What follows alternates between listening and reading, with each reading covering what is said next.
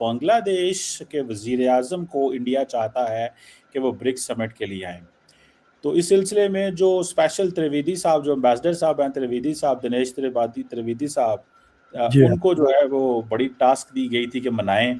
तो कल वो बांग्लादेशी प्राइम मिनिस्टर को मिले, आज वो प्राइम मिनिस्टर मोदी को मिलने आ गए हैं। क्या इस वक्त आप लोगों के बांग्लादेश के साथ रिलेशंस कैसे चल रहे हैं, और क्या ये जो ऑफिशियल्स मिले हैं, क्या इससे आगे बात बढ़ेगी?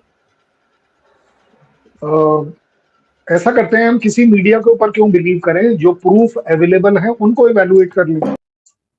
उससे आपके लिए सबसे अच्छा ये होगा, किसी की सुनी सुनाई बात पर क्यों, जो चीजें हो रही हैं उसको इवैल्यूएट कर देखते हैं। दिनेश त्रिवेदी साहब जब मिलने गए तारिक रहमान से, तो he brought up the issue of extradition. तो अब ये प्राइम मिनिस्टर लेवल पे आ गया।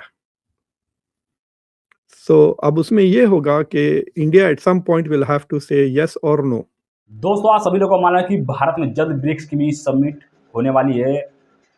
उसमें दोस्तों बताया जा रहा है कि भारत जो कि बांग्लादेश को भी इनवाइट कर रहा है एज ए गेस्ट, क्योंकि वहाँ के प्राइम मिनिस्टर आप सभी लोगों को मालूम है कि चेंज हो चुके हैं। उनको बताया गया है कि परसों शायद 2 दिन हो रहा है, भारत के जो छोटे मिनिस्टर होते हैं, छोटे लेवल के लोग होते हैं, वो गए थे इन्विटेशन देने बांग्लादेश के पीएम को।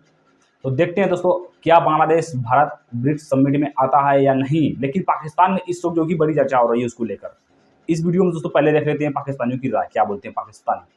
इंडिया के लिए कितना बड़ा चैलेंज बन गया है, या उन्होंने बना लिया है कि बांग्लादेश का जो वजीर आज़म है उसको वो लेके आना चाहते हैं। अगर वो नहीं आते तो क्या इम्प्लीकेशंस हैं, and what do you make कि वो लेके आ पाएंगे? तो पहले तो मेरी तरफ से मैसेज बंगालियों के लिए यह है, आमिर तुम्हार भालोबाशे, यानी आई लव यू। डॉक्टर कमर चीमा को क्रेडिट दूंगी कि वो बड़ी तेजी के साथ न्यूज लेकर आते हैं, और मैं बहुत कोशिश करती हूँ कि मैं उनसे ज्यादा फास्ट तरीके से जो है वो सर्च कर पाऊं, लेकिन नहीं कर पाती। चलिए, आज के बाद कंपटीशन रहा कि आप तक ये न्यूज वो पहले पहुंचाएंगे या मैं पहले पहुंचाऊंगा।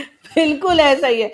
और सर, आज ये न्यूज चल रही है कि बांग्लादेश और भारत जो है उनके ऑफिशियल्स की आपस में मीटिंग हुई है, और भारत कोशिश कर रहा है कि बांग्लादेश के साथ अपने रिलेशंस को बेहतर किया जा सके। जबकि एक तरफ शेख हसीना जो है, उनकी जो प्रेस कॉन्फ्रेंस थी या उनकी जो स्टेटमेंट थी वो भी चल रही है, जिसकी वजह से बांग्लादेश थोड़ा अपसेट दिखाई दे रहा है भारत से। और दूसरी तरफ भारत को ब्रिक्स में लाने की भी कोशिश की जा रही है, और कोशिश ये की जा रही है कि पहले बांग्लादेश जो है वो वेलकम करे, या वो जो है वो इंडिया को सपोर्ट करे, या इंडिया को कह लीजिए पीएम मोदी को जो है उनसे बात करने की कोशिश की रिक्वेस्ट। बांग्लादेश के इंडिया आने या नहीं आने से इंडिया का कोई नुकसान नहीं होने वाला है as far as the BRICS summit is concern. ठीक है, BRICS summit will be successful if Putin and Xi Jinping come. और अगर वो दोनों नहीं आते या दोनों में से एक नहीं आता तो डाउनग्रेड हो जाएगा। It will be so the critical aspect जहाँ तक कि इंडिया का सवाल है, Xi Jinping is coming, Putin is coming. अभी तो कंफर्मेशंस उनके तरफ से तो नहीं आए, but they will probably come, because Putin ने पिछले 2 ब्रिक्स मिस किए थे because of the ICC sanction, so he will probably want to कम।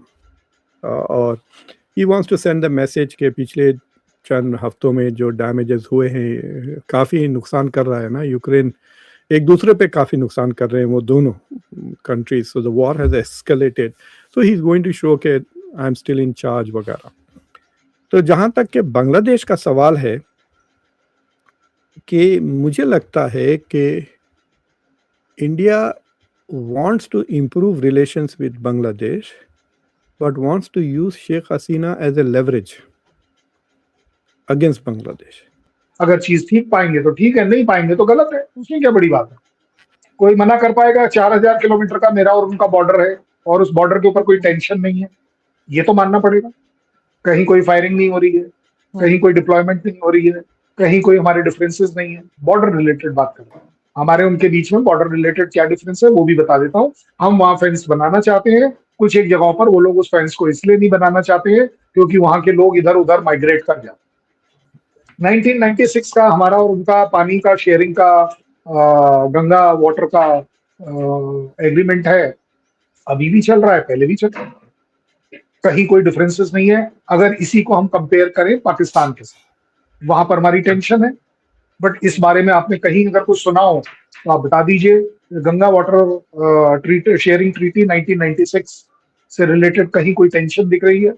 मैं बताता हूँ उसमें टेंशन ये है कि हमने उनके साथ भी यही लिखा है जो आपके यहाँ पर हमने 2023 में लिखा था कि इस पानी से रिलेटेड जो कि ये इसको रिन्यू करना है ट्रीटी को, इसके ऊपर बातचीत होनी चाहिए, दैट्स ऑल। बट इसका मतलब तनातनी नहीं, मेरा कहने का मतलब आपस में एक दूसरे के ऊपर लांछन लगाना, एलिगेशन लगाना, ऐसा कोई नहीं चल। मतलब ये इंडेफिनेटली, मतलब अब लोगों को क्या पता कि इंडिया में केसेस 20-20 साल चलते हैं, लोगों को जस्टिस नहीं मिलती, केसेस फाइल करके रखें। उमर खालिद का देखिए आप, 6 साल से ज़्यादा हो गया है, उसको ना तो बेल देते हैं ना उसका केस सेटल होता है। तो आप सारी ज़िंदगी कट जाएंगी इंडिया के कोर्ट्स में, आपको केस जस्टिस मिलेगी नहीं। So they can simply drag this on for वो मरे तक Sheikh Hasina, they can keep saying we are doing our legal process, ये वो। But at some point they will have to say yes or no, or at some point Bangladesh will assume कि this is a no.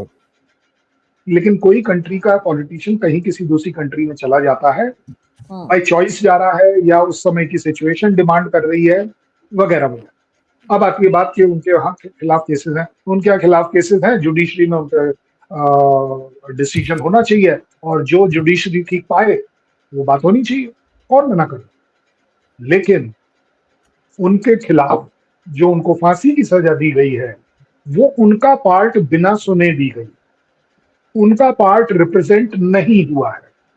तो ये बिल्कुल exactly कुछ वैसा ही हो जाएगा मामला जैसे पाकिस्तान में जनरली पुराने वाले प्रेसिडेंट्स और प्राइम मिनिस्टर्स के साथ किया जाता है कि उनका पार्ट कोई नहीं सुनेगा, ऑलरेडी डिसाइडेड होता है, भुट्टो फांसी चढ़ेंगे तो चढ़ेंगे, फला फला जो है उनका प्लेन क्रैश हो जाएगा, तीसरी के ऊपर सुसाइडल अटैक हो जाएगा, चौथा कंट्री छोड़ के चला जाएगा और उसको वापस नहीं आने दिया जाएगा, पांचवा जो है, जहाँ 5वें पर आ जाता हूँ क्योंकि वो नवाज शरीफ साहब हैं, वो अपना लंदन में आराम से रह सकते हैं, वापस ना आए तो ही ज्यादा अच्छा है। तो सभी लोगों को मालूम ही होगा कि किस प्रकार से इस वक्त जो कि बांग्लादेश और पाकिस्तान के रिलेशन अच्छे हुए दिखाई दे रहे हैं। लेकिन वही बात करें भारत की, तो सभी लोगों को मालूम है कि भारत और बांग्लादेश हुआ और पाकिस्तान हुआ, दोनों के साथ, हालांकि पाकिस्तान को तो अब पहले से ही अपना फंडा चल रहा है, लेकिन बांग्लादेश की बात करें तो सभी लोगों को मालूम है कि जब से हसीना शेख भारत आई हो, किस प्रकार से भारत और पाकिस्तान जो बांग्लादेश के रिलेशन खराब हुए हैं, वो भी उसमें इन्वॉल्वमेंट जो है कि पाकिस्तान की बताई जाती है और पाकिस्तान ये सब कर रहा है।